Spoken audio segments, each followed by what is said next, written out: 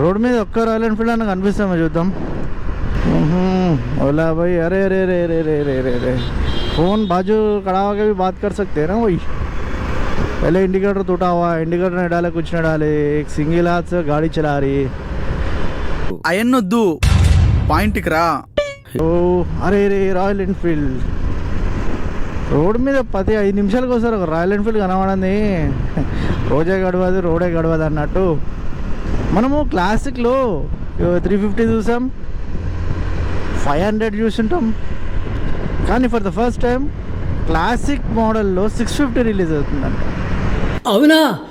ఓ, అది కూడా మీకు తెలీదా? 650cc ఆల్రెడీ రాయల్ ఎన్ఫీల్డ్లో ఇంటర్సెప్టర్, షార్ట్ గన్ 2 బైక్స్ ఉన్నాయి. క్లాసిక్ మోడల్లో 650cc రిలీజ్ చేస్తారండి. బట్ క్రేజీ న్యూస్ కదా. ఇంటర్సెప్టర్కి లేదా హిమాలయన్ ఇలా వాళ్ళ దానికి ఉన్నంత ఫాస్ట్ ఇట్లా పికప్ ఉంటుందో లేదో, ఇలా గేర్ చేంజ్ చేయగానే జమ్మని వెళ్ళిపోతా చూసిరా. అది అట్లుందో లేదో తెలియదు. బట్ క్లాసిక్లో 650 అన్న ఆలోచన అయితే వినడానికి బాగుంది. సో మీరేమనుకుంటారు, క్లాసిక్ 650 మార్కెట్లో నిలబడుతుంది అంటారా, లేకపోతే జనాలు అంత ఎందుకురా క్లాసిక్ అంటే 350? ఎందుకంటే 500 కూడా ఫ్లాప్ అయింది బికాస్ ఆఫ్ మైలేజ్. ఆ టైంకి జనాలకు సరిగ్గా అవేర్నెస్ లేక.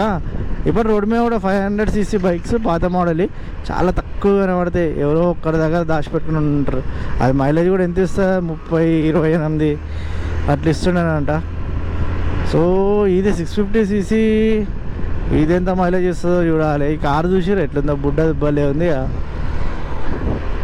చటాకార్ చటా చటా చటాకార్.